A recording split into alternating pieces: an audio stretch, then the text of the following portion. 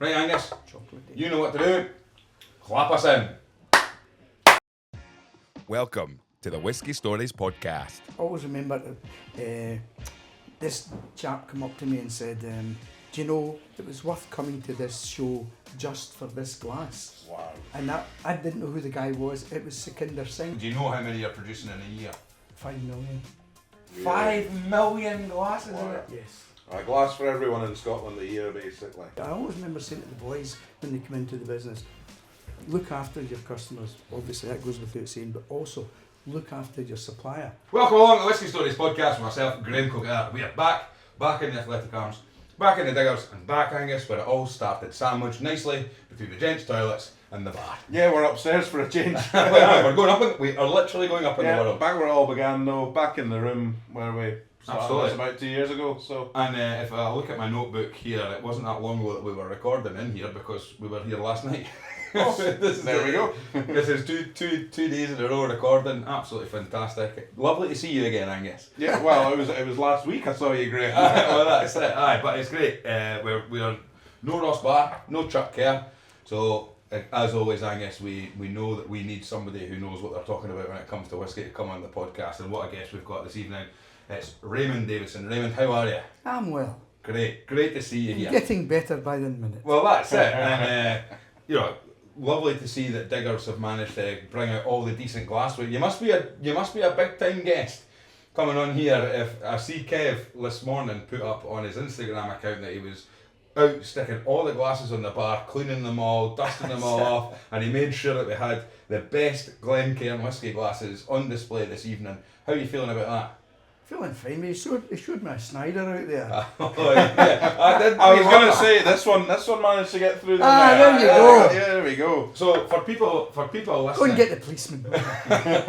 for people listening and wondering who is Raymond Davidson. Raymond, you are the founder of Glencairn. Tis I, yes. Glencairn Glass, Glencairn Crystal, Glencairn Studio, yeah. So you are the man who came up with the concept of. That's right. Of this, and I'm just looking instantly here, the Glencairn Glass. I'm looking here, I've got on this one the Memphis Symphony Orchestra as gifted to us by Scott Moore, and then on this one here Whisky Club Tampa, which was gifted to us by the Tampa Bay Whisky Club. So you get yourself about, don't you? We get around. Aye. Yes, we do. You get on our t-shirts as well. Aye, that's it. You're actually. We've not paid your licensing fee for that. exactly. We'll talk about that later. Right. But right, talk us through first of all. The glass itself, does every Glencairn glass now come from your factory? Yes. So so the one here, so Memphis Symphony Orchestra, Tampa Bay, that has come from. Usually, generally, some people may buy the glass and decorate it in their own country. Right. I don't know, but the majority order from us and we ship it out. Wow. Decorated, all the decorations done at the factory. You'll make them over. Oh, Where is the factory? East Kilbride. Right. Yeah. So I mean, right. We're going to go all the way back to the very beginning here, right? Talk us through. First of all, were you always a whiskey fan, whiskey drinker before you started your ventures into glassware?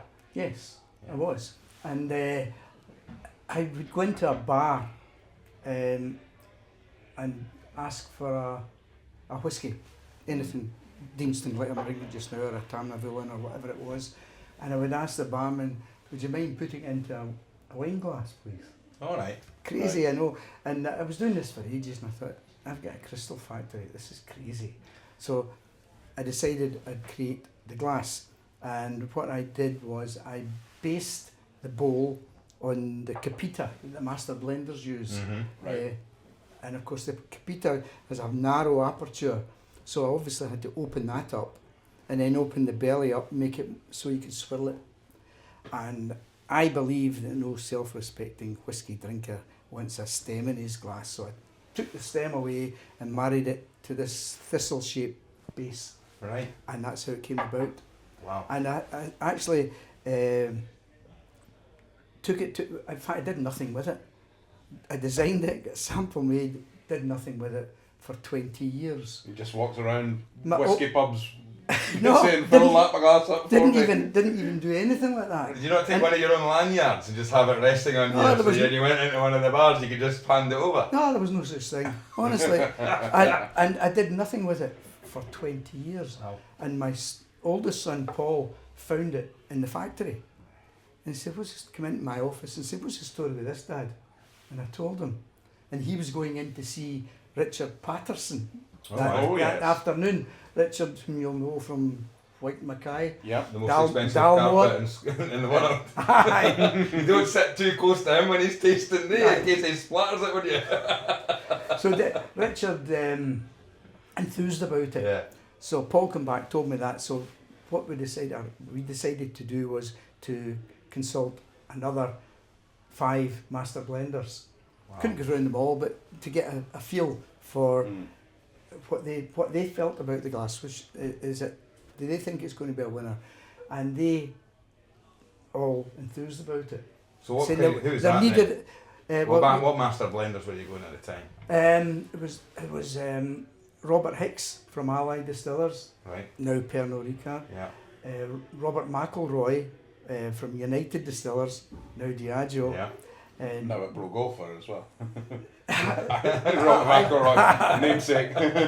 and then there was John Ramsay from the Edinburgh Group, David Stewart from William Grant, Yeah. is now the Balvenie Master Blender Master Emeritus, I believe. Yeah. And another person who endorsed the glass, and it was Michael Jackson. Oh wow! So yeah, the opera. Way back there, yes. So I mean, you've gone to the big hitters to get the endorsements from them. Just to get the feel for Wow. it, and it's because there never was a glass for whiskey. If you saw a glass for champagne, you know that's for champagne, Yeah. that's for cognac, and so Yeah. on, wine.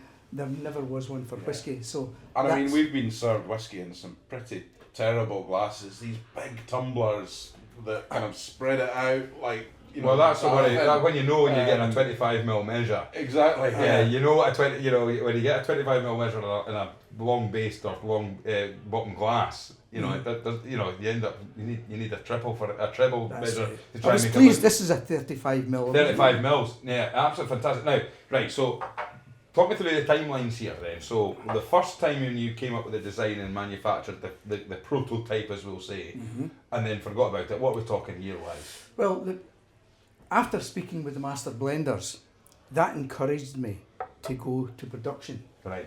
So but before the production, I got 1,500 mouth-blown, hand-produced samples and launched the glass at Whisky Live in London, Wow. Yeah, But that 2001. was popular, aye.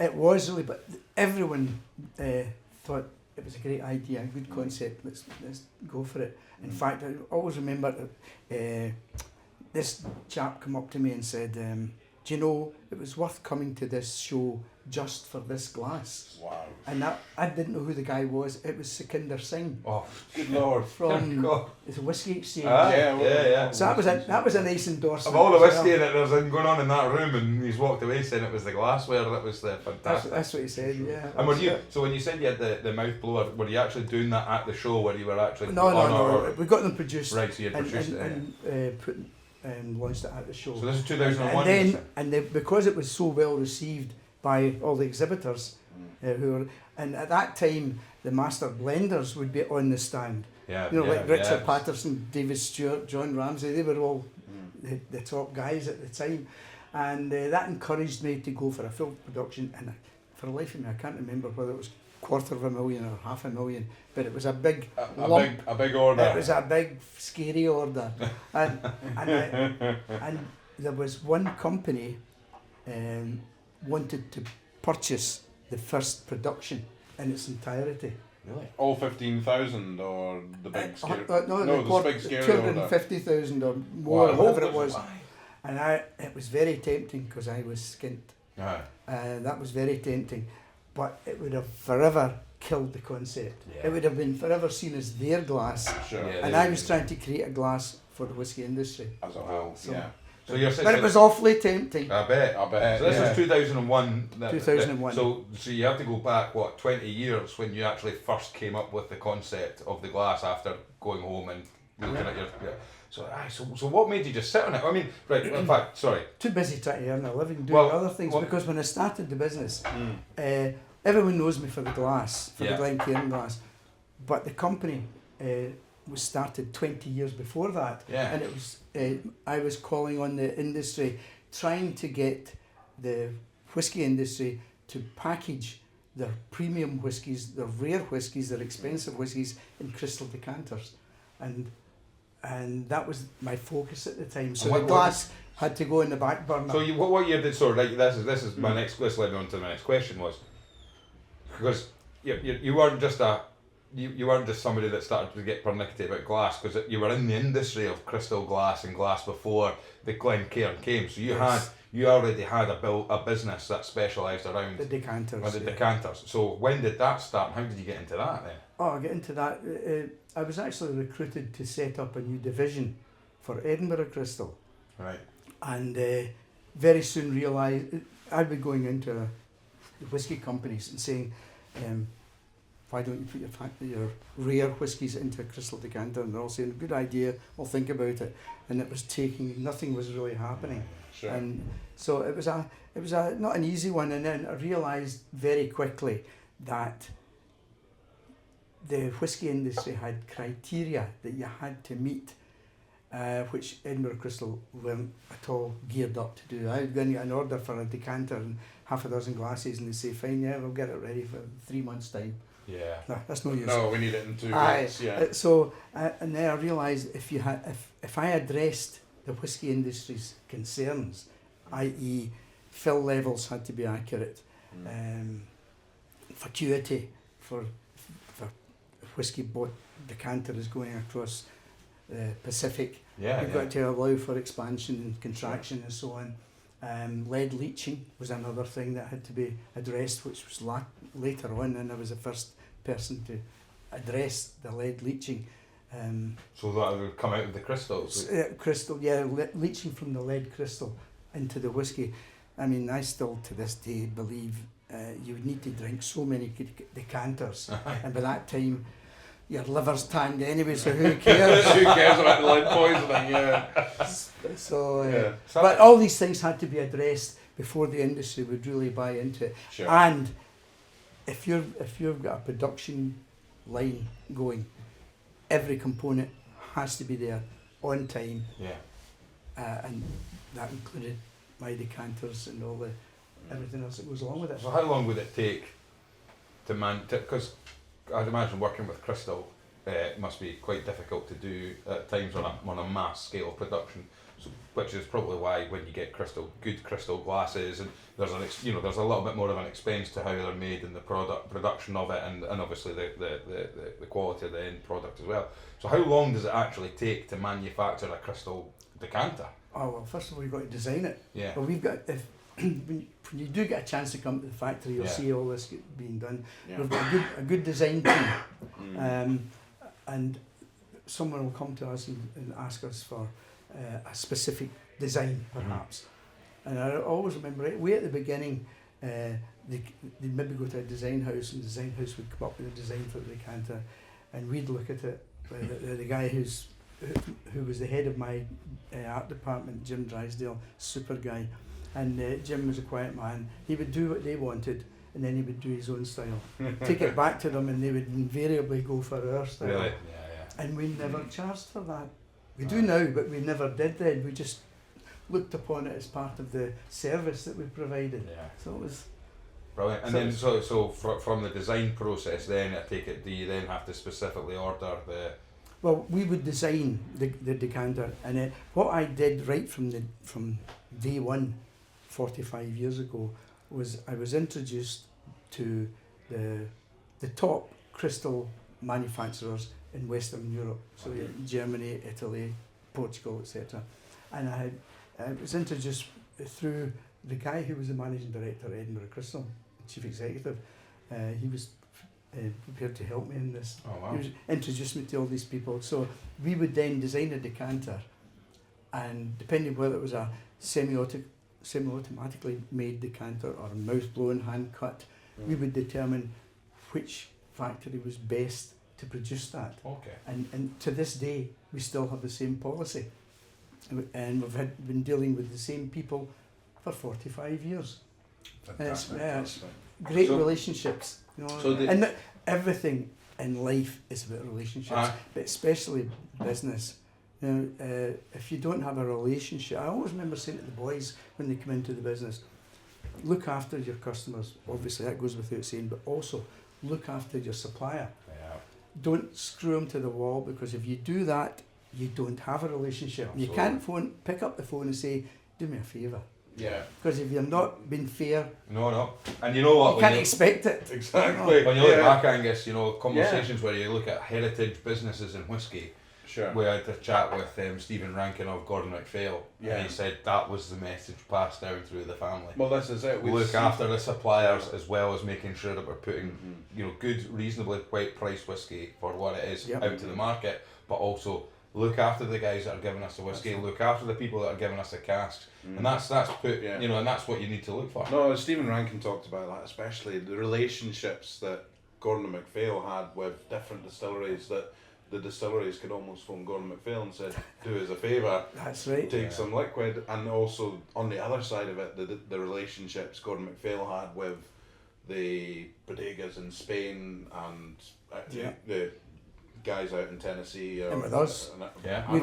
We've had great relationships with Gordon MacPhail we did the oldest whiskey I ever bottled was the very first one was 70-year-old Mortlach. The Generations series, And I remember was this in one of your decanters?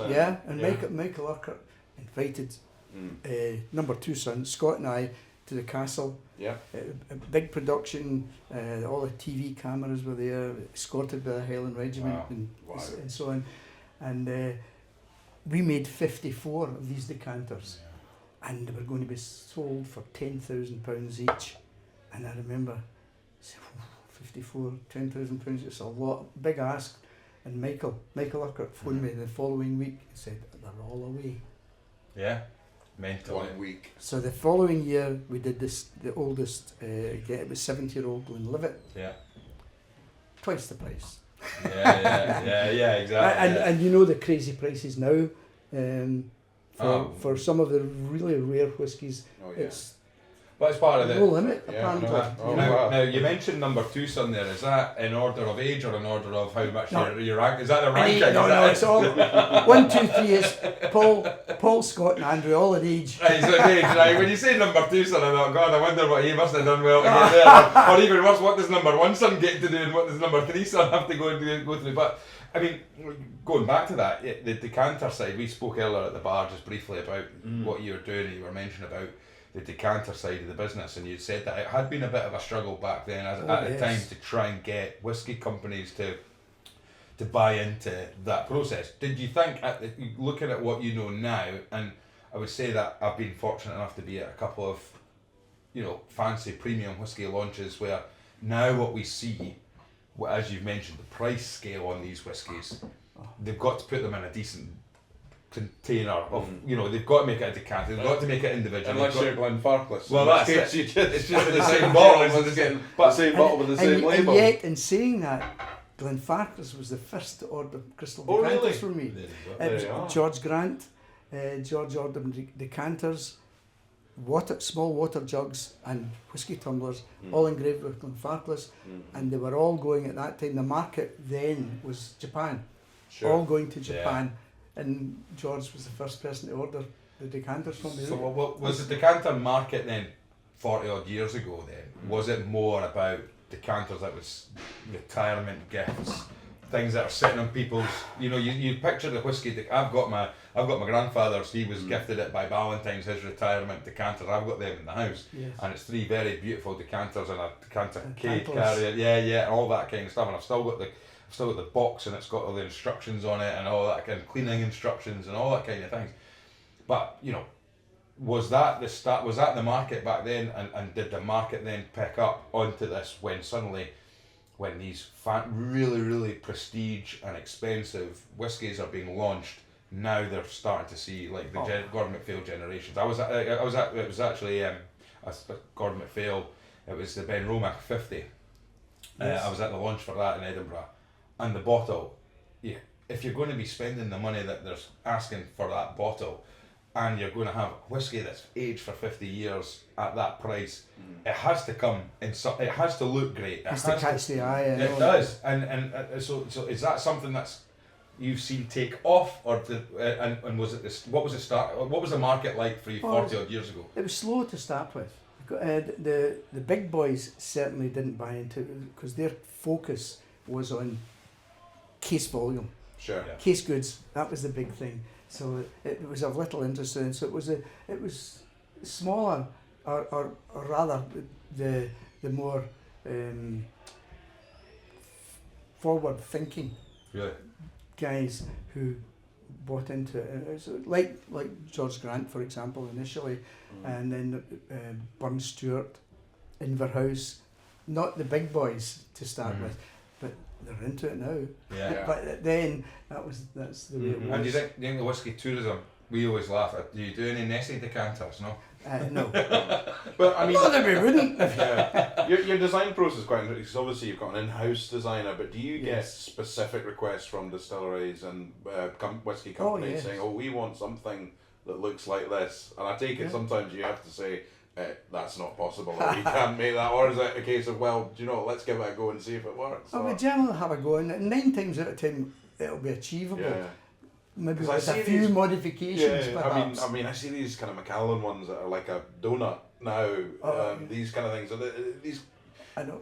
do you have kind of complexities with those sorts of things? Or Well, we did the first Macallan 1824. why? We did those decanters. Ah, Yeah, way okay. back years ago. Right. I mean, when you look at what was they did this year, not that long ago, they did the auction 1 of 1, distillers 1 of 1, and you look at some of those. I mean, bearing in mind, the whiskey that you're getting is literally whatever's there. That's what's ever put in that bottle. That's what's available to purchase, and they raised a hell of a lot of money for charity, which is absolutely fantastic. I know. But when you see the different styles of bottles that are put on display on there. Well, we did 14 of them. Did you? Did you? So, I mean, because I was going to think, I mean, And when last you're year through the door, we did more than 14 last you? year. Yeah. wow. So can you say which ones are? Oh, I can't remember them all. But yeah. But I mean, that must because one of the things was it the Glenlivet one that was the one that went for the most? Was it Glenlivet that was the one that went for the most? And that was like in a sort of wooden. It was like the glass was inside the wood and all that kind of stuff. Because now what they're doing is they're working with artists. They're working with art designers who are coming up with these, because that's what they've got to do. They have to, not only are they telling the story of this has got 50-year-old Glenlivet whiskey in it, it's one of One only of one. one. No one else in the world has. So has we this. did about 14 of them. Yeah. Of them, 1 of 1. So Brilliant. they were dealing with artists. Wow, fantastic. I mean, that's incredible. Right, on to what we've got in our glasses then, Angus. What have you got there? So I started off with the. I was looking through the Athletic Arms, seeing what they've got in recently. Yeah. And I came in, you offered me a dram very kindly, and I couldn't think what I wanted. And Kev came straight with the bottle I had thought of, straight to me. It was the Iron Isle of Barley. I know Ross had this last night, and absolutely delightful. Yeah. Very, very nice. So I think this episode will be 2 weeks after what we recorded last night. So 2 weeks ago. Exactly. Yeah. 2 weeks ago he had it, and he was speaking about it more eloquently than I ever could. So I'll leave it to him. Yeah. I've also got a Kilhoman, which is a private cask release. I can't remember the age on it. Exclusively in bourbon.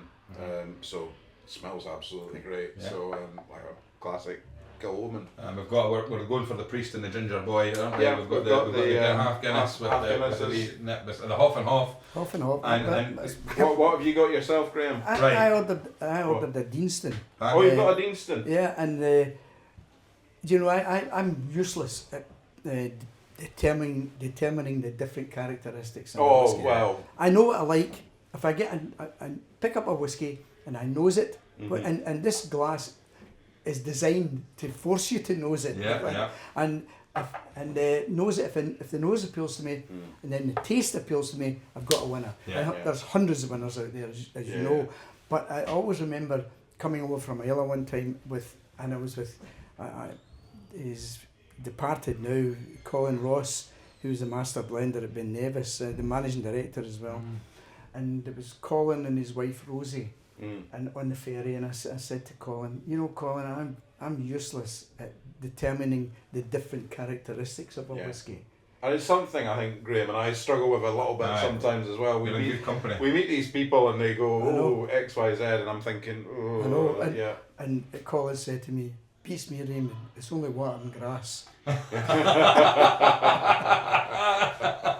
mean, I mean, when you look back through history, we've talked about this. It was Arthur Motley, Angus, that said that tasting notes only go back to sort of the early 90s, exactly. the late mid 90s, maybe even early 2000s, where probably your glass helped because.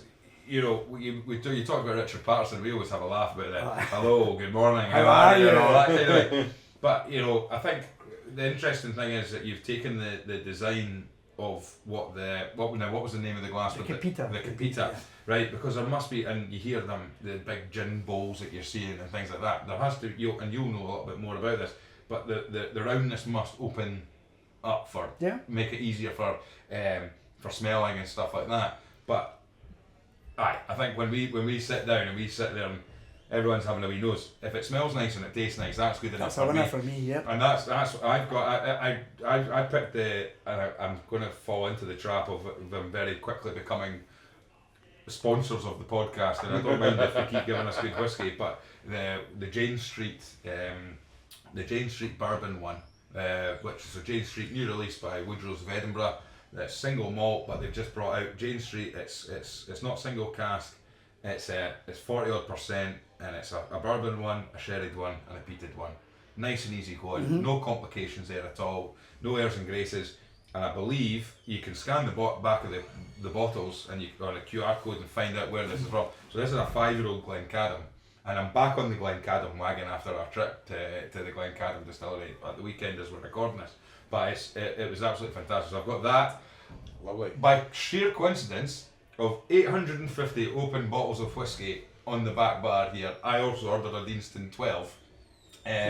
Just hadn't had it for an awful long time, and I just it was an old favourite of yours. Loved the Deanston 12. Loved Deanston. There was a Deanston 18, I think we tried, which I absolutely loved. So again, easy going, and sitting on our lovely Whisky Stories block of wood. I don't know what's the word for this. Do we know what's it called?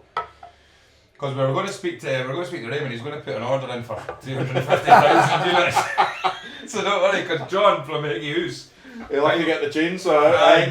John, if you're listening, get your chainsaw out, mate. Did he make it for you? He made it for us. A lovely gift for our second birthday. It's a cracking wee thing. I don't know what you'd call it. No, I mean it's just a kind of presentation. Yeah. I think we'll have to officially call it. It's a Glencairn, because it's only Glencairns that fit in there. So it's Glencairn. I put that in the. But I've ordered now. A little birdie told me that you are a big fan of blended whiskey, but old blended whiskey as well, with a good age on it. So I thought, you're the perfect guest for us, because I was able to find a dusty old bottle, one of the few bottles remaining at the back bar of the Whisky Stories 25-year-old blend, which was bottled in collaboration with Rare Finds. So we've got a dram of that as well there, 25-year-old blend. Excellent. So what is it about blends that you love? I've always liked it. You know, when I started drinking 100 years ago, in the bars, and I'm from Airdrie originally, I remember going into the bar, the West End bar in Airdrie, and no one drank malt whiskey. There was no malt whiskey in the bar. None. No. None at all.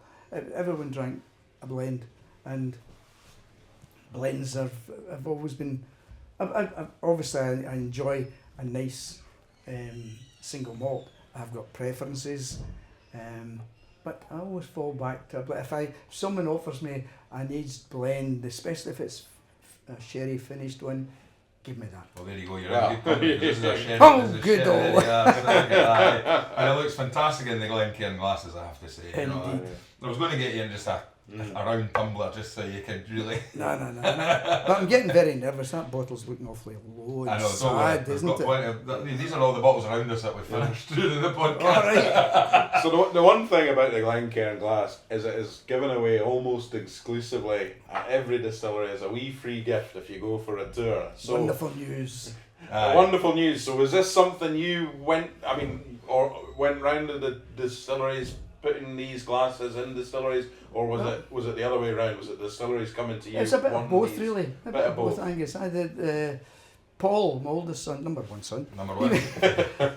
He went round the distilleries right when we launched the glass, and then I always remember some years later, Ian Miller from Glenfiddich contacted me and said, "Raymond, you're going to have to bring out a beer glass." Right. So we do produce. Is this the wee nosing glass? The wee Glencairn. The wee nosing glass, yeah. Because what he said, we all love the Glencairn glass, but sure. For all the whiskey tours we do, to pour a 10 mil or 10 seat, whatever it was, he says, we look miserable in the Glencairn glass, so bring out a smaller one. So we did. So you helped Glenfiddich look less miserable. Aye. Well, because remember, at that time, that would have been when Glenfiddich were giving away free tours. Well, this is it. Glenfiddich used to do free tours, so everyone got a dram at the end. That's exactly right. That was what I was going to ask. How many times have you been given a free gift of your own glass? Quite often. I don't always take it away. No, God. So I mean, roughly on productions, because your factory's in full scale, and I suppose with the build up to Christmas time, you'll be flat out. I mean, the Christmas rush must start for you probably August time, so you're getting all your stock or product ready so that when it's up, because everyone will be getting Christmas gift sets, and there'll be loads and loads of retailers. There's loads of that, but in actual fact, it's all year round. All year round. But how many glasses do you think, or do you know how many you're producing in a year? 5 million.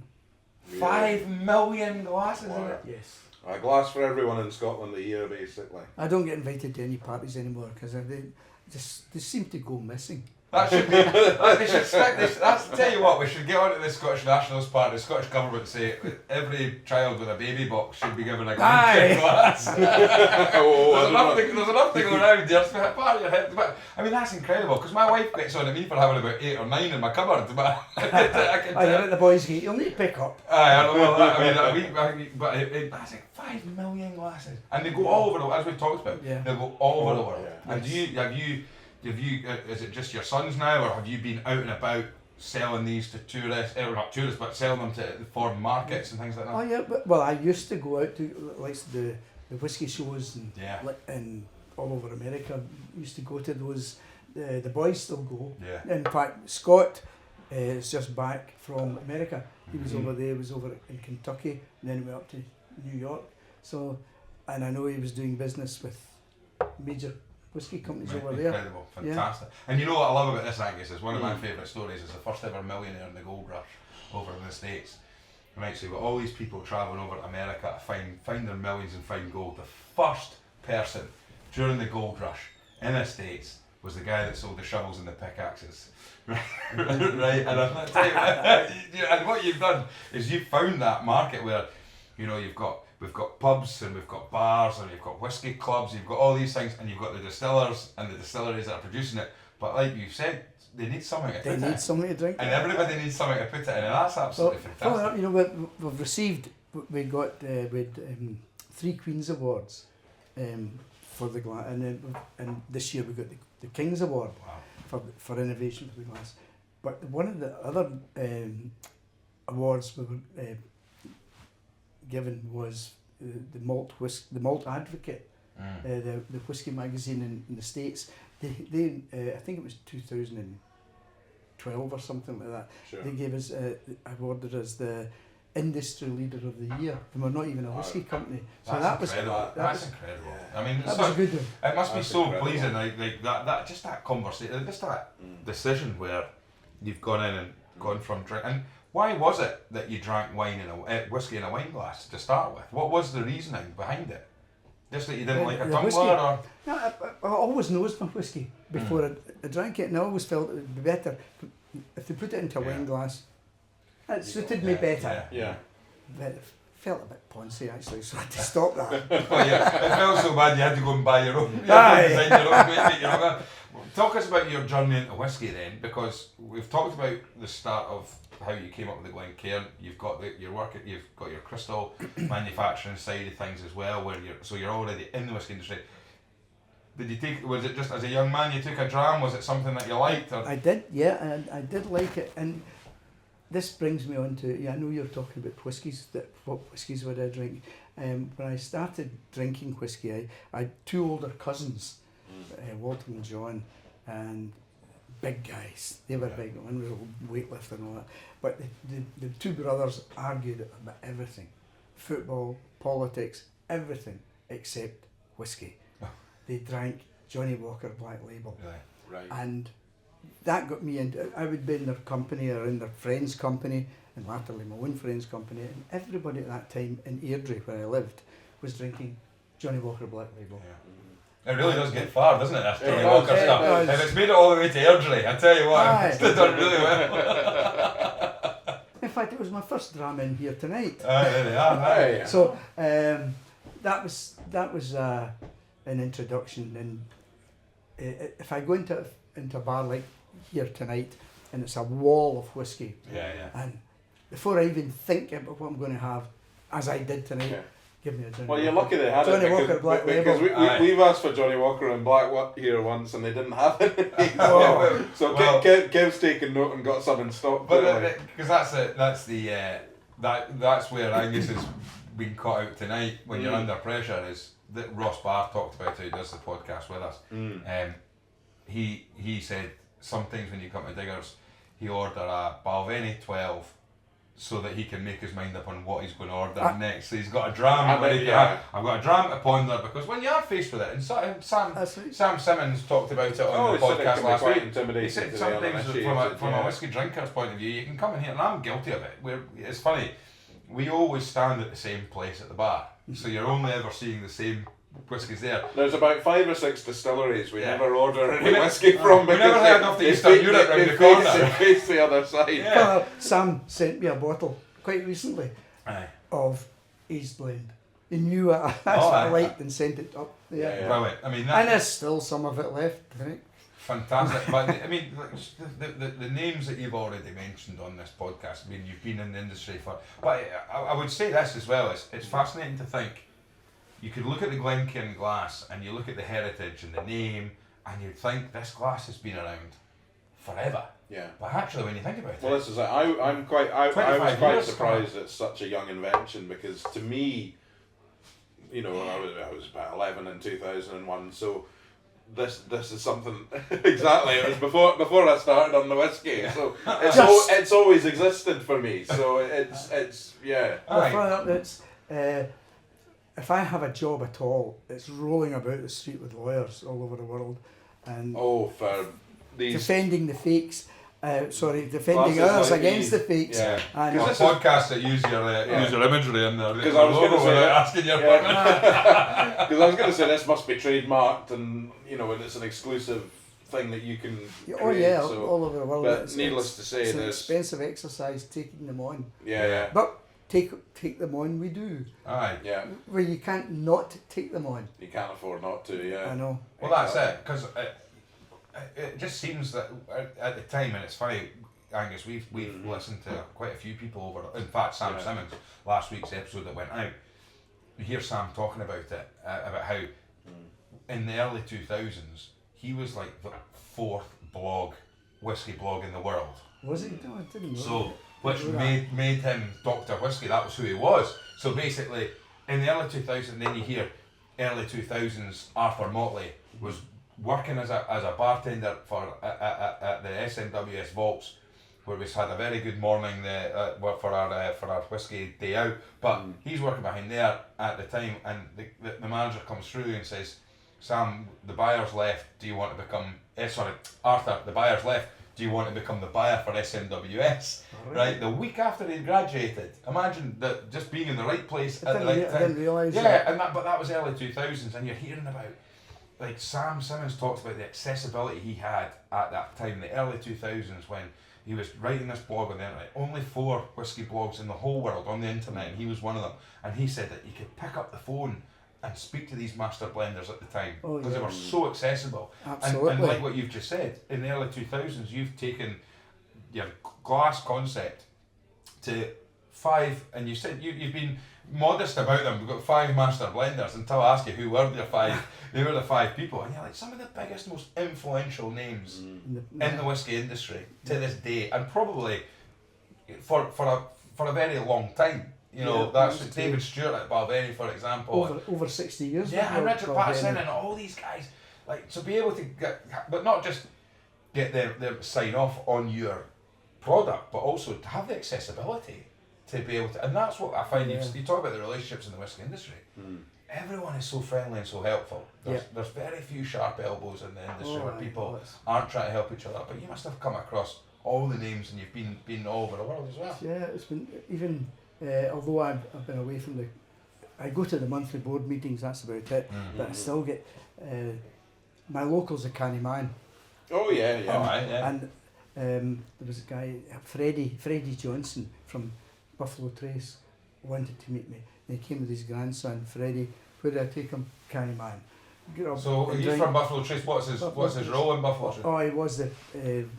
He was the, I think, 3rd generation of so of the family. And then what do you call Shinji, for the chief blender for Suntory.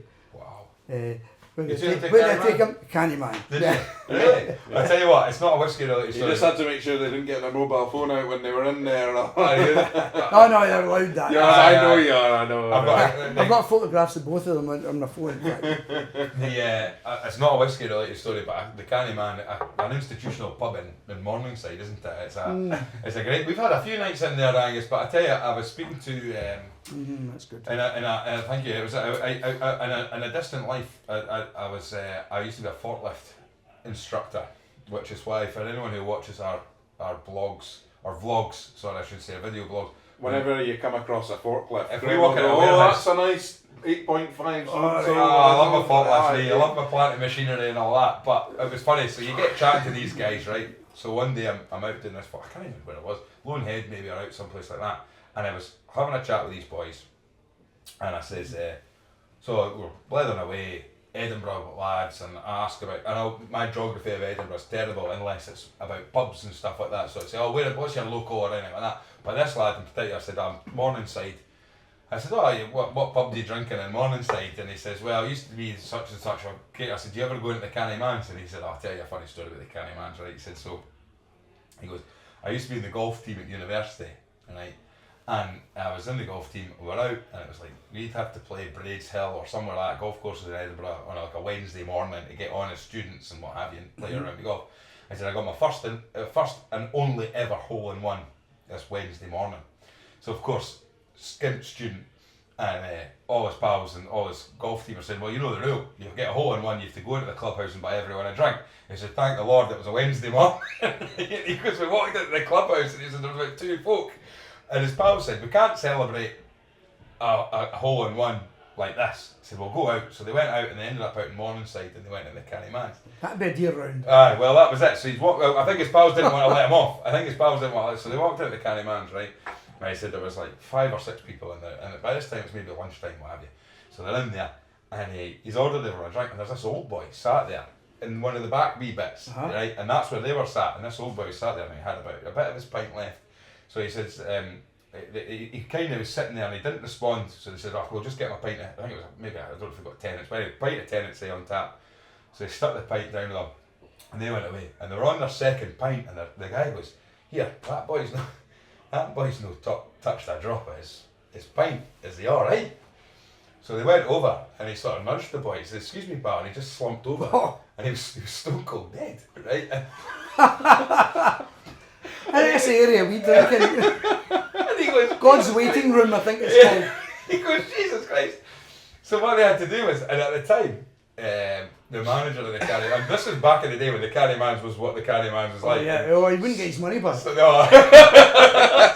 so the ambulance arrived. They phoned the ambulance and said, look mate, there's nothing we can do about him. He's like, there's no point in rushing this sort of thing like that. But he didn't want to cause a scene. because they didn't. And what they didn't want was they didn't want the stretcher Oh no. with a body coming out, so they had to strap him up and put oxygen on him and everything like that to make him look like he was just unwell and getting bumped out.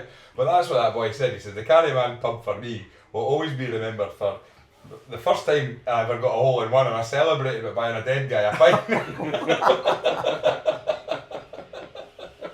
But it's a nice wee pub. We ventured down there, but I tell you, I will say this: our What 3 Drams feature, which we have at the end, we've had plenty of whiskey, right? And there's been plenty of stories around it, but you actually featured as one of the stories on one of the What 3 Drams. A person who gave us a What 3 Dram, and I'm struggling. I've got a pretty decent recall on this, but the problem is this guy, and this might give it away who it is. He's been on 3 or 4 times because we deleted one of his episodes. Oh, I know. Mike Brown of Ian MacLeod Distillers. He's the brand ambassador for Glencairn Tamdhu Smokehead. He's mainly known as Chief Smokehead for Ian MacLeod Distillers. And Tamdhu 15's a cracking whiskey. Tamdhu 15's an absolutely fantastic dram. It really is, yeah. The day he got given the news that he had been given the job, which was as a brand ambassador, he went to Bennett's beside the King's Theatre. We often go there. Yeah, up there at Tollcross. We've been in there a good few times as well, Angus. Recorded one episode in there. We have, and he ordered a drink, and he was talking about, and I think he was talking out loudly about how he just got his job, and you were at the bar, and you overheard him, and you bought him a dram. Really? And then he said, "What a really nice thing." You'd have been there as well, I'm sure. He said, "What a lovely thing for somebody to do," and he couldn't believe the friendliness. And then you explained who you were, and he went, the day I found out I got my first ever job in whiskey, and the guy who invented the Glencairn Glass has bought me a dram to celebrate That's it. good. You never know when you're going to get caught But out. the other interesting thing Mike Brown brought to the pod, and I don't know if this is something you manufactured or would endorse, but it was for Smokehead, and it was a very specific glass. It was like it was almost like a bowl, and I think it had I the know kind the of, Smokehead bowl you're and talking it was about. like the skull from Smokehead, but it was like that, so you could have your nose in it in the glass right when you're drinking the thing. So is that what? No, it wasn't nothing nothing to do with you. Could have been somebody to do with it in the factory, but no, not I. No, not I. not you. No. But you're a keeper of the Quake as well. Yes. And that must be, I mean, you've talked about the recognition, the Queen's recognition, the Queen's Award and the King's Award and all these things. But when were you made a keeper of the Quake? I'm useless at dates. I'm hopeless. I think it was around about 2016 or something like that. Nice. Yeah, and that must have been a nice moment for yourself. Oh yes. And in fact, I was invited as a guest of the committee, Right. and everyone was coming up and saying, "Oh, great to see you here again." I said, "I've never been here before," and everyone was saying that. In Nick Morgan, from Diageo. Okay. No. Dr. Nicholas Morgan. Right. He said, "Great to see you again here." I said, "Nick, I've never been here before." And he said, "Well, do you mind if I propose you? Or Diageo proposes you?" And that's the keeper. So you've gone along with the They guest. all that's thought how I was you already a Right. keeper. So that's how you become a keeper. You just need to get invited. Right, up. that's our plan. That's our plan, right? What we'll do is we'll get a look at that. We'll get our tartan trews looked out. We'll get a look for the dinner. But Up to Blair Castle. Yeah. because you've mentioned some names like Richard Patterson and things like that, so you must This have. is a good pal. Right? Yeah, well, I saw a picture with the Scotch Whisky experience a few weeks ago for a dinner or something. It was to the master blenders who helped me with this. Yeah. It was because it was the 25th anniversary. Right. Oh, so this was. I had met them in the Cannyman for an hour. We tanned a nice bottle of whiskey, and then went up to the Scotch Whisky Experience, had a meal with another nice bottle of whiskey, and it was a great night. It really was. Some of your pals in whiskey are like, you're talking about some of the names that you're saying. So I mean, when you first started getting into all of this, and was it a case of travelling around like you mentioned your son still does that and he's been out to America and things like that, but Yeah. how much of it after the launch down at the London Whisky Exchange did you need to sell? You've already mentioned that someone's already come to you and said we'll take the full lot off you. But that was just the launch. I had to still had to go around all the. Well, my number one son Paul, he did most of it at that time, and I would go to the shows. Toronto and Chicago and New York and all that. And you had to do that to get the glass recognised. And it's paid off. Yeah, and it must have completely changed the business as well. Changed our business. I mean, it must be 50% of our business has been for all those years. So it was very, very important to us and still is. And when it comes to like going back to like the crystal decanters and things like that, when you're going to these when you're getting these designs through, how long does it take? Like when we talk about you're talking about you did 14 of the distillers one of one. Yeah. Right. How far in advance are you getting that kind of information to then build that process? Some of them have been on the go for a year, 2 years. Yeah. That's Scott, number 2 son. Scott's department. He's number 3. Number 1 son gets to travel the world. Number 2 son gets to do more design. What's number 3 son's job? Scott's new product development director, and he's the guy. He's the most knowledgeable technically. Right. He'll tell you what can be done, what can't be done, Yeah. and invariably gets it done. He's something else. Really good. Fantastic. And how many people have you got working for you? About 65. Really? And that'll range from production to sales and obviously marketing and things like that. Sales, good art department, marketing department, all that sort of And stuff. when you first started, all based in East Kilbride as well. All in East All Kilbride, in East yes. Kilbride. and when you first started out, then how many people? What was the company looking like at the time? There were 2. Really? And this will bring in my one of the whiskies, if you don't mind. One of the 3 whiskies. Oh, well, we'll hold that to the last week. We'll Yeah. leave that to the end. Yeah. Okay. So when you talk about distilleries, have you got a?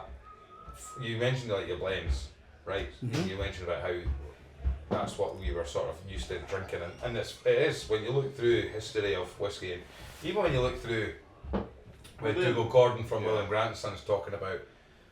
I mean, I'm not going to age you here, but he said that basically through the 50s, 60s, and maybe the early 70s, he said if someone in Speyside ordered a single malt or a pure malt at the time, people just assumed and knew that you must work in whiskey because the only people that actually, because it just used to be a case of. Oh, you wouldn't get a malt in a bar. Yeah, they used to say it was the order was whiskey. I'll get a whiskey. Yeah. And 50s and 60s probably just a whiskey, and then as marketing, and then it would be a Bell's, a Grouse, a Ballantine's, a Chivas, whatever it was that was coming through. That's right. But then what he said was through that era, if someone walked in and said, I want a single malt or a pure malt or I want a Cragganmore or a Glenfiddich or anything like that, the natural assumption was you must work in whiskey because you. But they would send you to the distillery. Aye, You wouldn't get aye, it in the bar. Aye, that's it. So what was it? Was there a particular blend that took your fancy? Johnny Walker Black, you said, but was there a lot? Was there a lot of The ones variety back then? The ones I remember in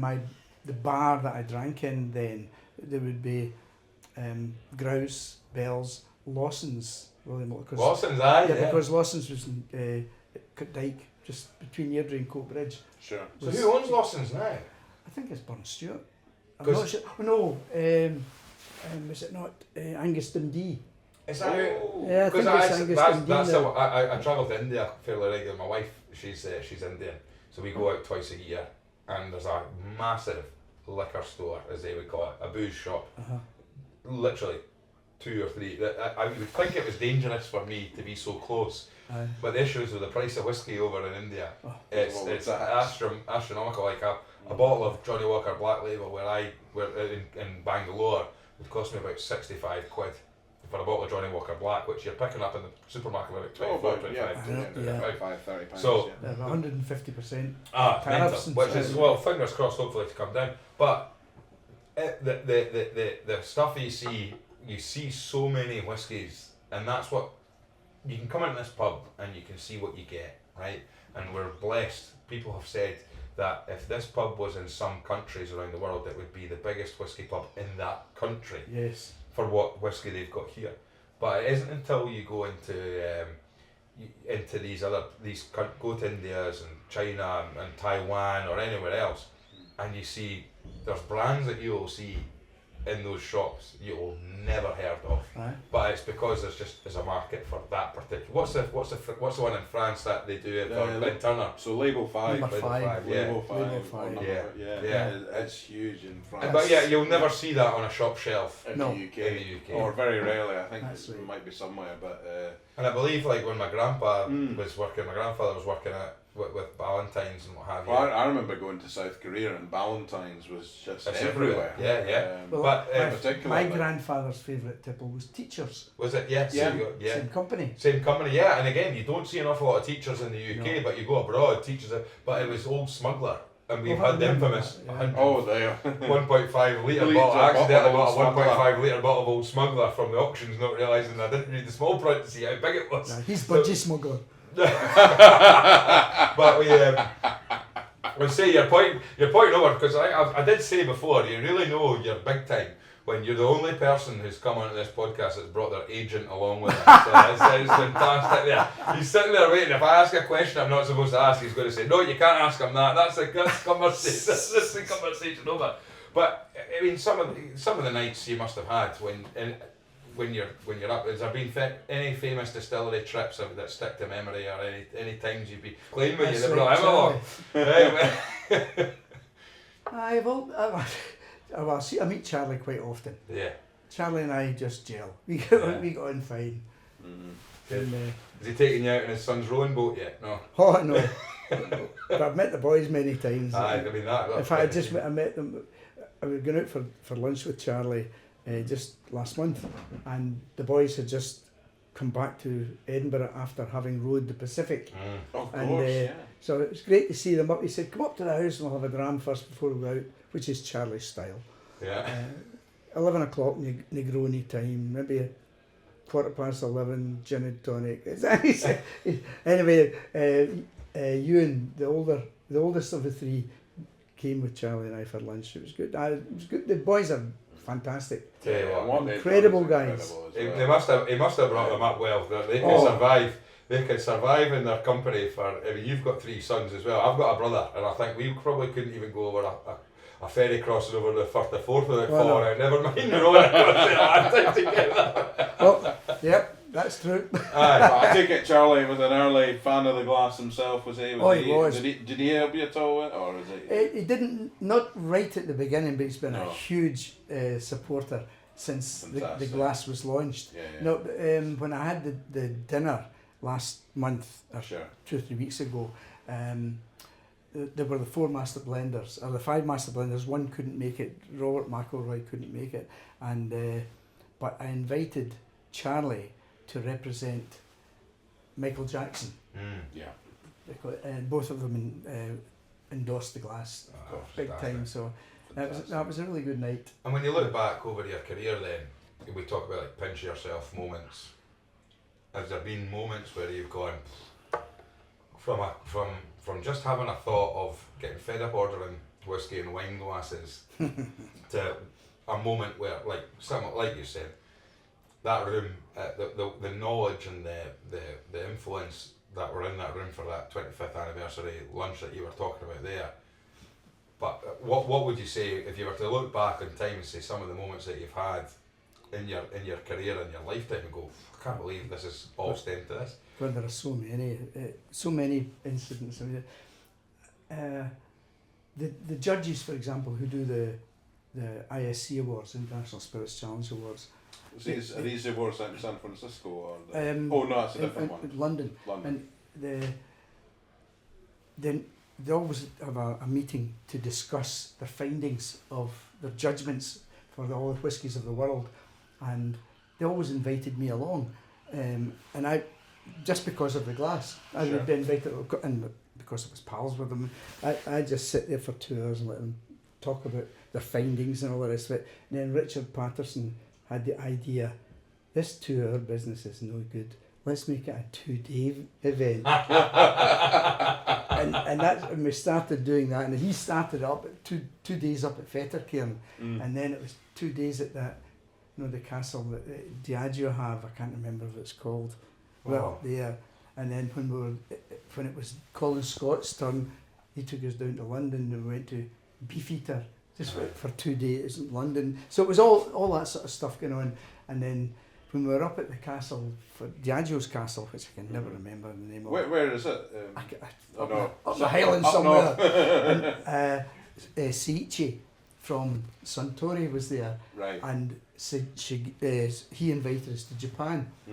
And then, because he invited us to Japan, Shigeo was there from Nika. So he said, "Oh, you're coming to Japan, you've got to come to Nika as well." So that was a great, instead of the 2 days, it was 6 days. In Japan? In Japan. Wow. So it was... That's a full time, eh? No. Tell you what. And I always remember, we were in a bar, and Jimmy Russell, we were getting drink up, and Jimmy asked for a wild turkey. Jimmy Russell, the master blender for wild turkey, and they didn't have wild turkey. And Jimmy went in his coat pockets and said, "I've got it here." Pulled the ball in his pocket and stuck it in the bar. Brilliant. Because when you all get together, then is it just the old boys back together? Absolutely. Just the nonsense. Brilliant fun. A good crowd. Well, we've got to that time of the podcast where we ask our guest what 3 drams. I'm really excited to hear these because I'm pretty sure. I mean, the question I'd asked before is, do you feel pressure when it's the glass that, because you mentioned here about being in the company of the great and the good of the whisky industry, of people who will sit there and they'll analyse and they'll break things down, they'll write books about things, and what you've said earlier on is that it's nice and simple. If it smells good and it smells good in the glass, it tastes good, and it tastes good, you're quite happy. So from that point, it makes you a fantastic whisky drinker because you're not fussy. Yep. You're not stuffy, you're not pretentious. It could be a Johnny Walker Black in the glass, but equally, I'm pretty sure you've probably had access to some absolutely incredible and amazing whiskies that will have been. I'm just not clever enough to analyse the characteristics. But it's that's what I love about it, is that there are people. This is one of the biggest lessons that we've had on this podcast, Angus, is that we try and take the stuffiness and the pretentiousness sometimes that people might assume is associated with whiskey. Alright, I'll say this, we always have a laugh.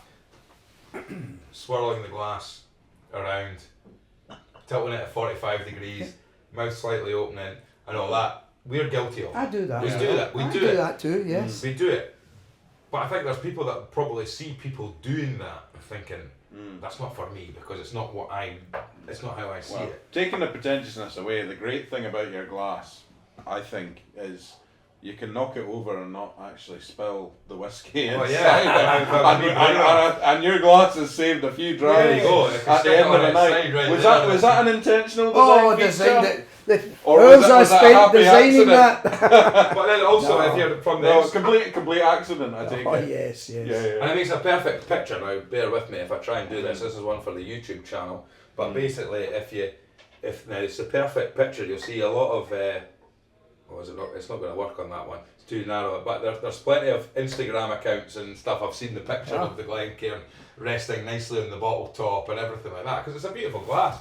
And I've actually taken photos of it balancing on rocks when you go out. I'm very lucky. I was up at Glenalachie on the last day of Spirit of Speyside Festival. I sneakily said to the wife, or we have this phrase on the podcast, the current wife, I said to her, why don't we head up? We've never been to Speyside. I said, alright, that's great. We picked this weekend where it was the weekend of Spirit of Speyside Festival. Oh, what the chances? Well, we're up here, wouldn't you believe? But basically, we went for a lovely walk from Aberlour up to Glenalachie. And so we went the roadway, and we got speaking to, and I've lost the guy's name in my head, but he was the distillery manager. Was it then anyway? But it basically Glenalachie. Glenalachie. Billy Walker. No, not the master blender. It was Billy Walker. He owns it. I wouldn't have left if it was Billy Walker. But what he said, look, I tell you what, we're putting glassware together. We're doing a tasting tonight. It's the last night of Spirit of Speyside Festival. He said, look, I'll give you half an hour. I'm not going to be able to give you the tour of the distillery. Pick a place you want to go to, and we'll get someone to take you there. And I'm warehouse daft. Anyone listening to the podcast will know this. I'm warehouse daft. Absolutely love the warehouse. Seeing casks sitting in a warehouse is just something absolutely fascinating for me. And so there was my current wife, who looked absolutely miserable for half an hour as I was walking around going, look at this warehouse, look at these casks, and she was, but then at the end he said, look, I tell you what, pour yourself a couple of drams. Thankfully, again, Arpana, God bless her, she doesn't like a whiskey, but we poured these drams, but they also told us a really nice walk. And if anyone's ever visiting Glenalloch at a time when you can do it, there's a great walk through the woods and it goes right down through the burn and there's a wee waterfall and everything like that. And I was able to get this, and this lovely Glenalloch from Glencairn, and it was a lovely day, really nice sunny day, and I was took my socks and shoes up, rolling the trousers up, and I was wading in there, and there's a waterfall in the background, and I was able to get the glass with the whiskey resting nicely on the rock with the waterfall in the background. Well, starting Monday. Well, I got myself, but it does. I mean, it lends itself so well, and to so many things, because not only it's a picturesque, it's a lovely looking glass as well. I think that makes a difference. You know, you've not just designed a glass that's handy for drinking. And It has to be attractive. But I think, attractive. and I think the best thing is, you know, you talked about wine glasses and saying it wasn't a whiskey glass. You know, when you think about brandy, that is a brandy glass. Champagne. What you've achieved is you have created the whiskey glass. Yes, I think so. Which is just an incredible thing to be able to say that you've done. I'm very proud to have done it, and to have it received so universally is really rewarding. Because I would look at it from, we've had people talk about the gatekeepers in the whisky industry, people who, Scotch is protective, and it has to be protective. But it was Peter Allison from Woven who talked on his episode saying, some of the nicest people you'll meet in the Scotch whisky industry are the gatekeepers, right? Because once you actually get to know them, and once they get to know who you are, once they get to understand who you are, and what your business is, or what your plan is, or anything like that, then they'll open their arms up to you. And whilst I'm from a sales background, so you always know the gatekeeper is the guy you need to get through first, to get through the door, to get the sale done.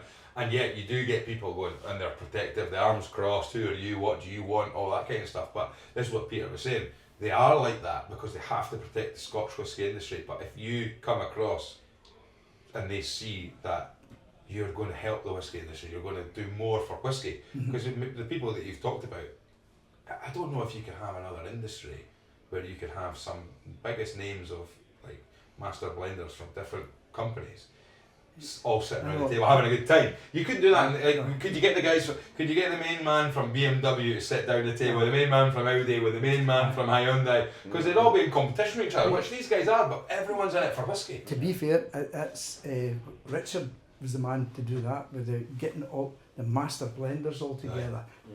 They were so comfortable and welcoming of the idea, let's all get together and talk about our whiskies.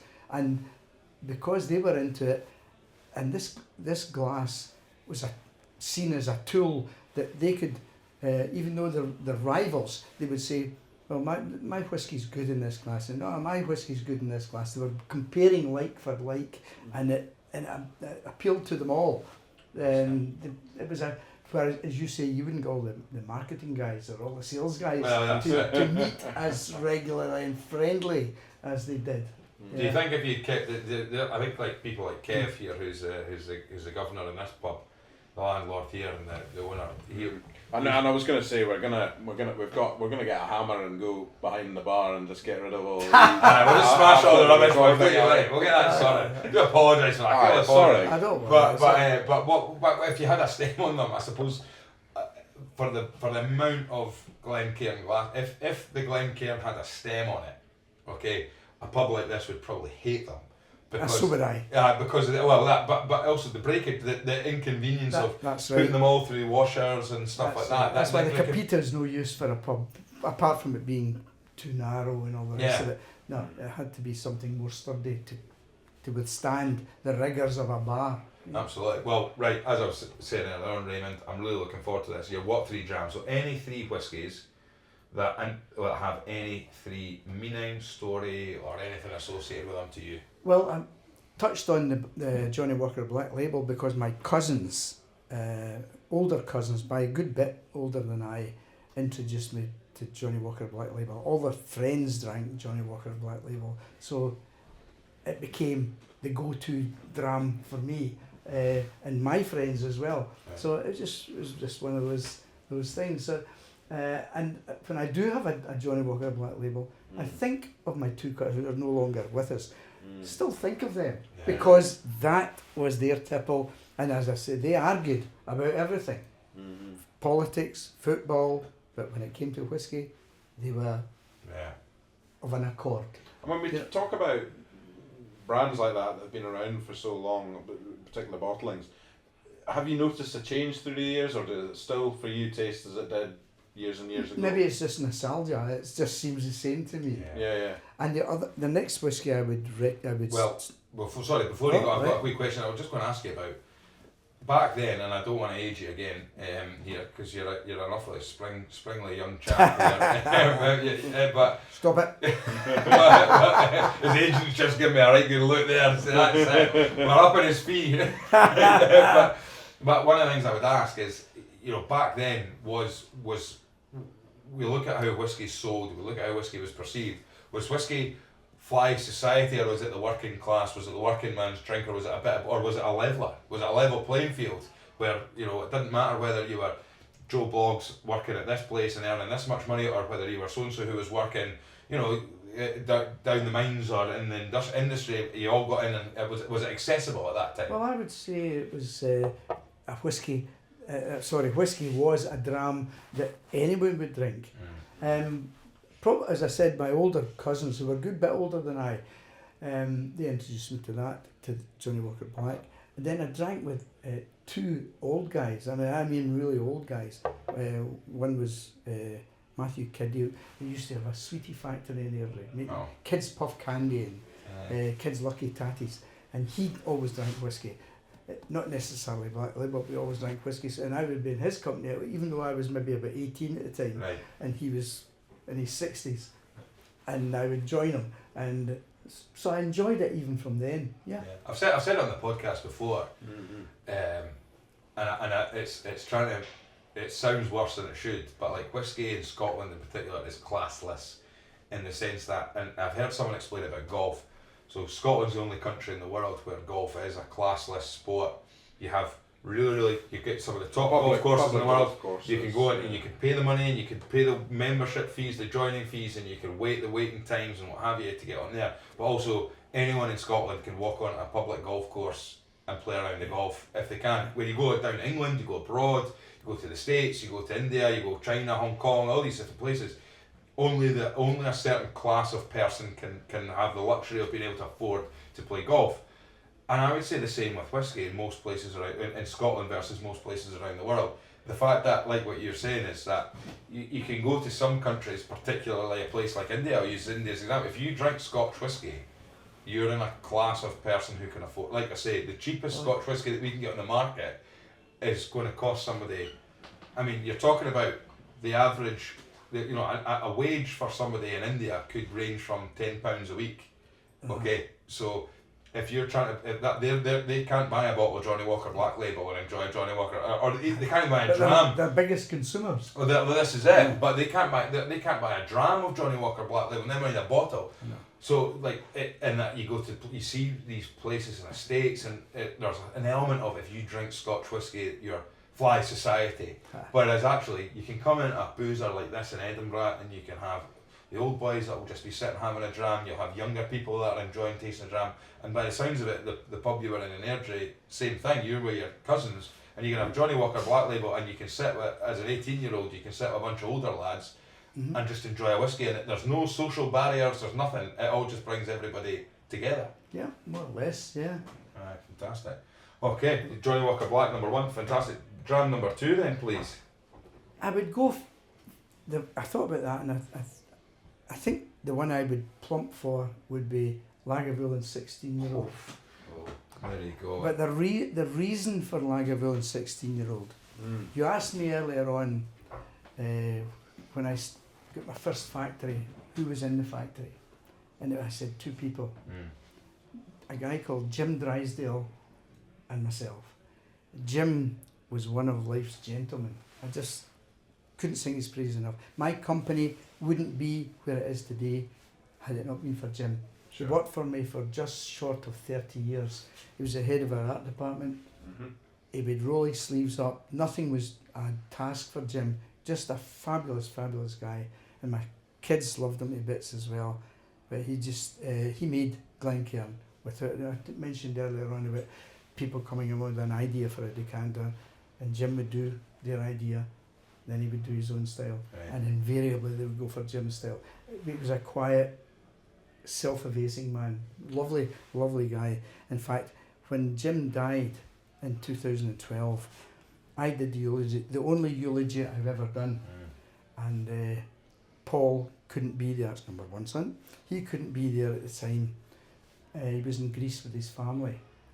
And I was doing, Richard Patterson was there. Right, well. Richard come up, we took a Glencairn glass. Richard poured the whiskey into it, we put it in the coffin, and away it went. That was And Paul couldn't make it, but he sent me an email, which I read out to the assembled crowd. It said, he said to me, he wrote to me rather, 2 men have influenced my life, my dad and Jim. I get the good stuff for Jim. So did he? And that summed Jim up because because the family thought he was just fabulous. And was he a Lagavulin 16 drinker? Was he? And we would, like staff party at Christmas, for example, the 3 boys and myself would absent ourselves and go to another bar and get 4 Lagavulins. Lovely. Whether we liked the Lagavulin or not was immaterial, and we'd drink Jim's. And it was memory. was it Lagavulin 16 that went with him in the coffin as well? Yep. There we go. Fantastic. Lovely.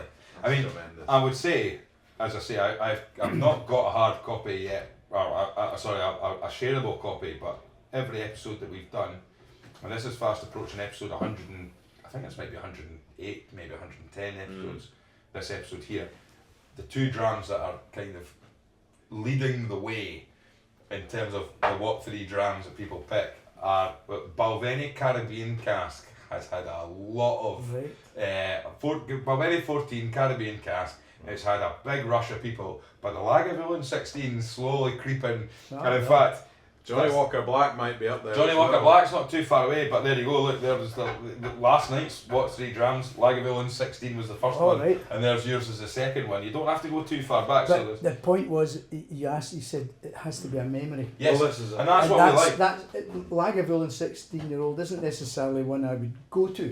No, but it means so but much. it means so much. And that's why we picked the and drams. this is the idea of the feature. And we've had some fantastic. I mean, look, we've had people on this who've talked about the generation of 70, which you guys are a part of the decanter of, and we've also had people saying, like I said, Johnny Walker Black, you can't see past it. Okay, dram number 3, please, sir. Well, this is an unusual one. This is one you won't know. Okay. Believe it or not. You've heard me talk about number 1 son, number 2 son. Yeah. Number 3 son, Right. believe it or not, is the most knowledgeable about whiskey of the 4 of us. Right. He was working in an off licence when he was 17. He was going to John Lamont's whiskey tasting class. He was going all over. Anything to do with education of whiskey, he was there. Yeah. Ralphie and all the rest of it, everywhere. And he ended up, he was our sales director for the company for 10, 12 years. He was over in China and America and all over the place. But Andrew is his name, Andy, and Andy decided he wanted to go back to university. He went back to uni, got his degree, went to America, got his master's. In fact, he got accepted sponsorship to Oxford. Wow. Oh, wow. Hated it, didn't like it. So he's back in the States. He's married and living Where in the about in the States. States, is he? Florida, Sarasota. Aye. But Andrew, even when he was working with me, he had his own whiskey company called Whisky Blender. Alright. Check it out. We should, aye. Yeah. Honestly, Whisky Blender. And he's been doing that for about 15 years now. Right.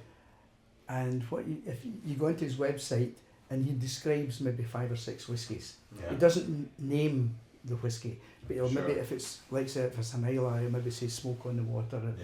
If it's fruity, he'll maybe put Christmas cake or something like that. And then the empty bottles there, you add the plus 15%, for example, and you see the bottle filling up with 15% of the whatever whiskey you've chosen. Right, okay. Till the bottle's filled.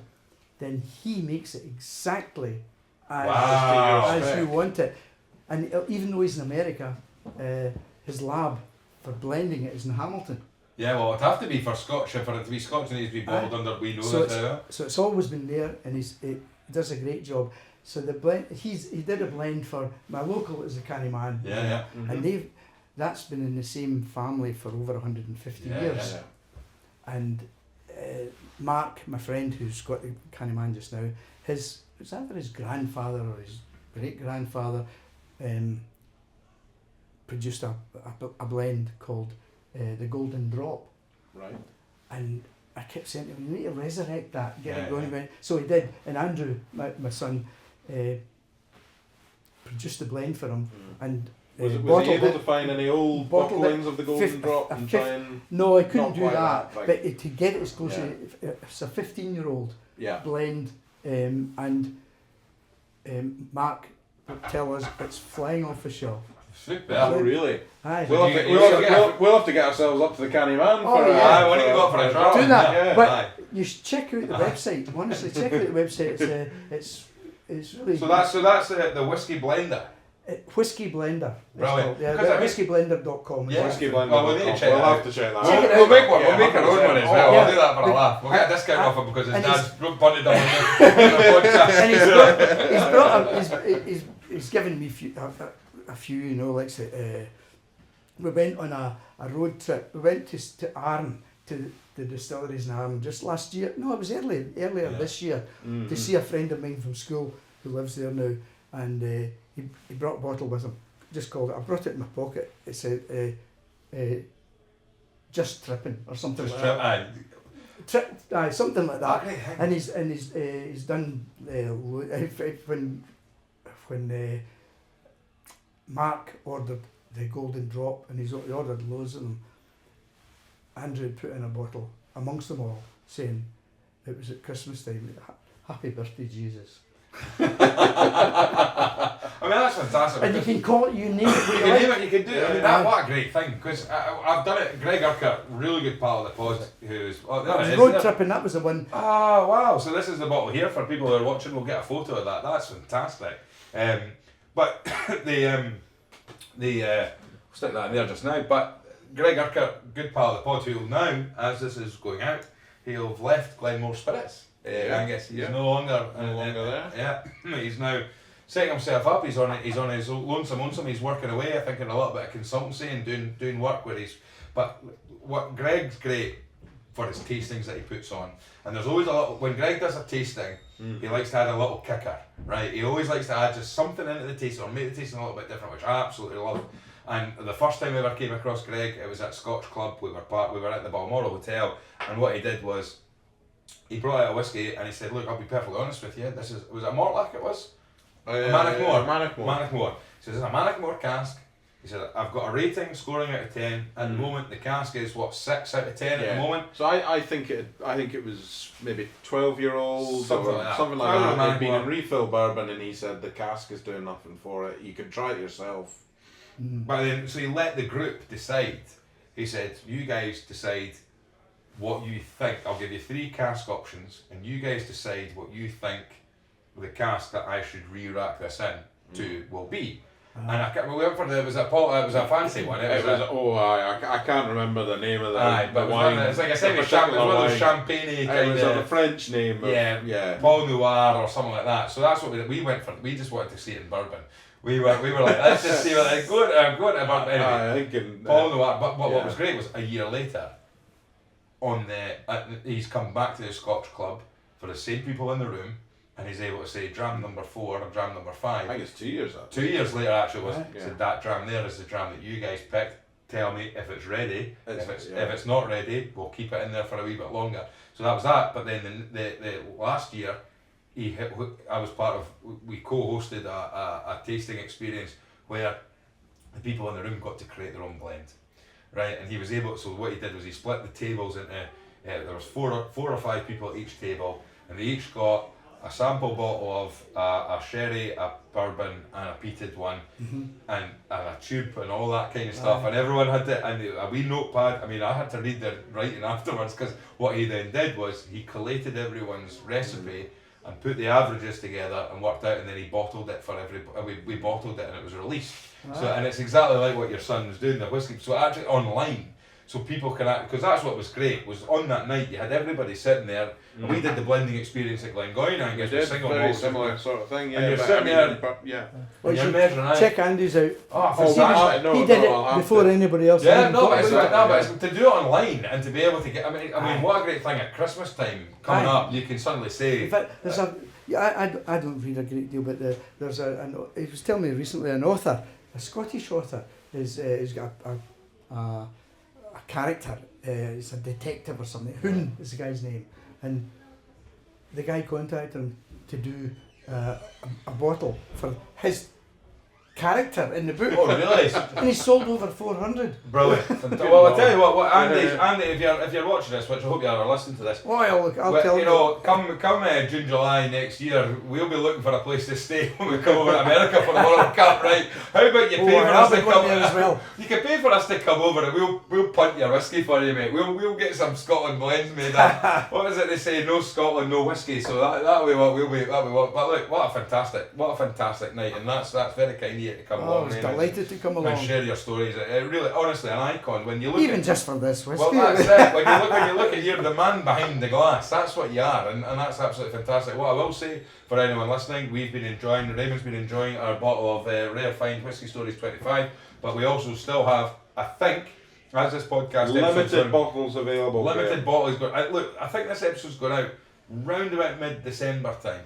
If you're struggling, if there's some available, if you're struggling for a Christmas present or you just want to treat yourself, the Glen Elgin, Woodrose of Edinburgh, Glen Elgin 13 You bottle can order on their Stores. website. You can order, and as of this morning, I had a conversation with Woody from Woodrose of Edinburgh. I think we're taking 3 cases and putting them into diggers, so you can actually You buy can them. come along and You can try buy it. them We'll through be back. diggers, and you can have them there here as well. But look, Raymond, fantastic. Thank you so much. It's been absolutely fantastic hearing your stories. Lovely Cheers. to meet you. I've finished, but I'll. Brilliant, Oh, honestly, yeah. great Yeah. stuff. And thanks to your agent for coming along too. Sorry, it's great that you managed. I mean, I think at your age to have an agent sorting you I out know. for these gigs, it's great. You know what I mean? I'll see if we can hook them up with ourselves, Angus. We'll get ourselves I sorted out only as get well. a bit of representation, Graeme. Aye, you're a good looking boy. I'm amazed he didn't Oh, want to steady. the cameras. I've never been quiet for all this length of time in the company of 3 guys. Well, absolutely fantastic. Well, all the very best. Thanks for listening. Don't forget to pass the pod, share it, let everybody know. It's great times, and I hope you're enjoying your Christmas festive period responsibly. All the very best. Thanks very much. All the best. Slán de bheith. Slán de bheith.